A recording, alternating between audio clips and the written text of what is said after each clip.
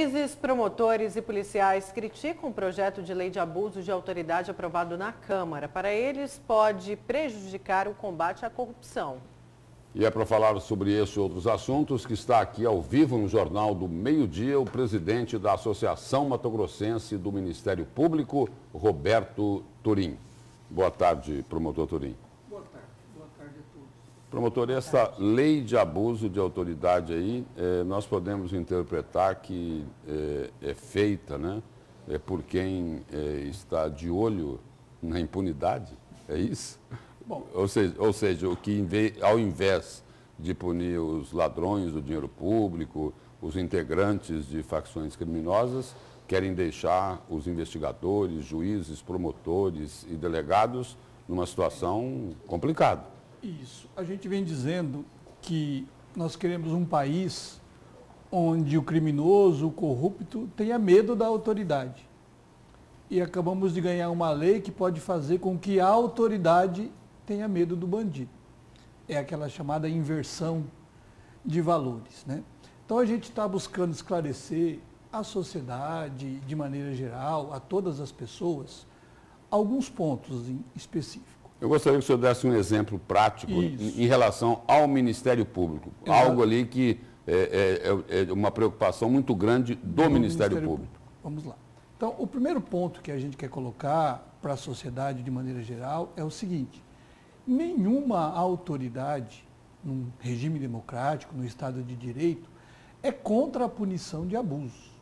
Não, nós somos totalmente favoráveis que qualquer abuso de poder, abuso de autoridade, seja punido. E exemplarmente punido. Até porque quem detém autoridade tem uma responsabilidade, uma obrigação maior de cumprir as leis, de obedecer às regras, né? É igual a todo mundo, mas tem uma responsabilidade social maior em obedecer De às dar o regras. exemplo. O policial, o promotor, o juiz, que eventualmente abusarem do seu poder, tem que ser punidos. Mas isso já existe hoje. Já existe. Nós temos uma lei que é lá de 64 que pune abuso de autoridade. O que acontece? Justamente por ser uma lei antiga, ela precisava sim de uma atualização legislativa. A ideia seria melhorar aquela lei, né, para abranger todos os casos da modernidade, do dia a dia atual. O Congresso acabou por aprovar uma lei que, se você analisar friamente, ela consegue ser pior do que a lei antiga. Em vez de melhorar, piorou. Como é que piorou? Veja bem, nós temos determinadas situações, por essa lei recentemente aprovada, que você abre a possibilidade de se punir o exercício natural da função. Como é que eu digo isso? Olha, se o promotor de justiça hoje recebe uma denúncia anônima, e nós recebemos muitas, né? Nós temos disque denúncia, ouvidoria, vários canais em que você abre a possibilidade do cidadão fazer denúncias. E muitas vezes essas denúncias são feitas de forma anônima. E o promotor resolve, então recebe uma denúncia lá, por exemplo, olha, o servidor público X do município tal está enriquecendo demais, ele está comprando muitos bens, está ostentando carros, uma riqueza que o salário dele não dá. Olha, isso pode ser verdade, pode não ser verdade. O que o Ministério Público deve fazer nessas situações? Abrir um procedimento para investigar. A lei vem e diz o seguinte: você abrir procedimento civil ou criminal sem justa causa é abuso de autoridade. Aí está o ponto, inclusive, E se nesse caso do exemplo que eu dei, eu tivesse aberto a investigação? Chego lá, levanto o nome do fulano, os vizinhos dele, os bens que ele tem, o patrimônio, e descubro que não, ele ganhou uma herança, morreu um tio e deixou um dinheiro para ele. Ele não está cometendo crime nenhum. Eu poderia, nesse caso, ser processado por abuso de autoridade. Agora, o que se reclama... Houve abuso nisso? Não. Houve exercício natural da função, que é investigar. Agora, de outro lado, existe também uma reclamação. Às vezes a gente ouve o seguinte: olha, o Ministério Público, na operação X ou Y, fez lá um show pirotécnico e acabou expondo pessoas que depois mostraram que não eram culpadas. Isso também tem como corrigir, não tem, promotor? Como corrigir.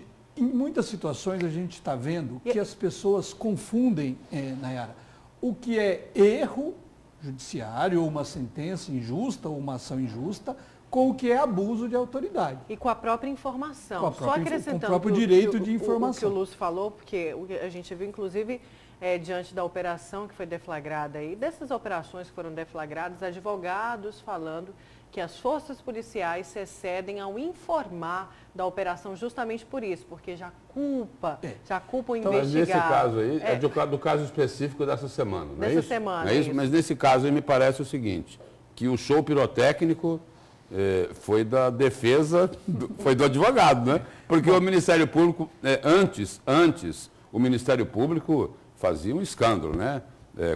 Primeiro o seguinte, primeiro convidava lá uma emissora de TV para ir lá e filmar. Agora parece que mudou essa prática. Vamos lá. Isso até é um dos pontos da lei. Então, como eu estava dizendo, em muitas situações as pessoas confundem eventual erro, eventual decisão que elas consideram injusta com abuso de autoridade. Outros confundem também, às vezes, falta de urbanidade, falta de educação mesmo de algumas autoridades com abuso. Falta de educação não é crime, é falta de educação. Ela tem que ser punida disciplinarmente. A falta de urbanidade, a falta de respeito, ou falta de um trato educado com as pessoas é uma obrigação funcional, uma obrigação disciplinar, que se não é obedecida, tem que ser punida disciplinarmente, mas não é crime. Outra situação, que é o que vocês colocam, e está nessa lei nova, e é um dos pontos que a gente combate, a lei vem e diz o seguinte, olha, realizar operação policial, ação policial, abusando da quantidade de armamento, abusando da quantidade de viaturas, que isso iria expor os investigados, então, ao que vocês chamaram aí de show pirotécnico ou show midiático. Muito bem. O que acontece na prática? E aí é o problema da lei. As leis são feitas, e às vezes as pessoas fazem leis pensando num ponto único, numa pessoa única, numa situação única. E se esquecem que a lei tem caráter genérico e ela tem que ser aplicada para todas as situações. Então, os senhores imaginam, a polícia, ela pode ir no bairro aí vizinho, prender um traficante, e com um policial só, uma viatura, e tudo transcorrer normalmente. Ele chega lá, dá voz de prisão, o traficante se entrega e vai embora. Mas esse mesmo policial, nessa mesma situação, pode ser recebido a bala. Nós já tivemos situações de policiais que foram entregar intimação para uma pessoa idosa e foram assassinados. Então, como que a polícia, previamente, pode saber que aparato ela vai precisar ou não?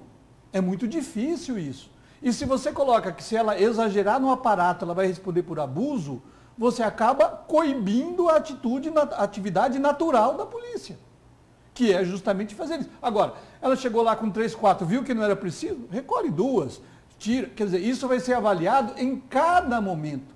É a mesma questão das algemas que está na lei. A lei diz, olha, você algemar quando o investigado, preso, conduzido não apresentar risco de fuga, nem risco de agressão à polícia. Como é que você vai saber antecipadamente? O policial que é promotor, usando um pouco aí de ironia, ele tem que andar com uma cartilha e dizer para o bandido, falou, olha, espera um momentinho aí que eu vou olhar aqui e ver se eu posso fazer o contrário. Ele chega no bandido e fala, ó, você me avisa, se você for tentar fugir, eu vou te algemar. Tá? É pior, né? Então, quer dizer, fica umas situações desse tipo. E às vezes você esquece que o uso da algema não é só para humilhar a pessoa. Não, o uso da algema é uma garantia de segurança, tanto do policial como do próprio algemado. Porque a pessoa, às vezes, tem uma reação nervosa, violenta, e o policial vai ter que, então, usar a arma, talvez cause um dano maior do que o próprio uso da algema. Então, o que nós estamos questionando não é a necessidade de uma lei que puna abuso. Mas esse bandido lá do bairro, da facção, ele não preocupa com algema. É outro tipo de meliante que se preocupa com algema, não é, promotor? Pois é, mas como eu estou falando, a lei vale para todos. Então, se eu não posso algemar um, também não vou poder algemar o outro. E o que acontece aí? Qual a preocupação das autoridades, Ministério Público, Judiciário e as polícias, tanto civil quanto militar? Nós estivemos unidos num ato em frente à Assembleia Legislativa pedindo ao presidente da República o veto a esse projeto de lei. Por que o veto? Porque em muitas das situações desse projeto de lei, ele, sob o pretexto de punir eventuais abusos de autoridade, repito, ninguém quer que abuso não seja punido, mas sob o pretexto de punir eventuais abusos, ele trouxe uma série de dispositivos numa redação muito mal formulada, numa técnica legislativa muito mal feita, onde ele traz um leque muito grande de possibilidades de interpretação. A gente estuda em direito que a lei penal tem que ser objetiva. E aí cria insegurança jurídica. A insegurança, fragiliza. Então diz onde é crime de abuso de autoridade se o juiz decretar ou deixar de revogar a prisão ilegal. Manifestamente ilegal. Mas o que é uma prisão manifestamente ilegal? Tem tratados, uma Bíblia inteira para você. E isso é questão de interpretação do juiz. Ele pode decretar a prisão e o desembargador entender que era ilegal e revogar. Aí vem o STJ e diz que era legal e prende de novo. E vem o STF e diz que era ilegal e solta. A gente vive isso todo dia. Agora, esse juiz que decretou a prisão inicialmente vai responder por abuso? Então, se você levar esse ponto, você vai acabar fragilizando, inibindo a atuação do juiz, do promotor. A gente vai ficar lá amarrado. Será que eu vou fazer ou não vou fazer, senão eu vou responder por abuso? Então, se isso for levado ao pé da letra, os advogados, no direito deles, no trabalho deles, vão chover representações por abuso contra juiz, promotor. Então, eu vou passar mais tempo da minha vida respondendo, né, a essas acusações do que trabalhando. Promotor, obrigado pela presença e pelas informações aqui no Jornal do Meio-Dia. De nada, disponha, isso nós estamos sempre à disposição. Muito obrigada, promotor.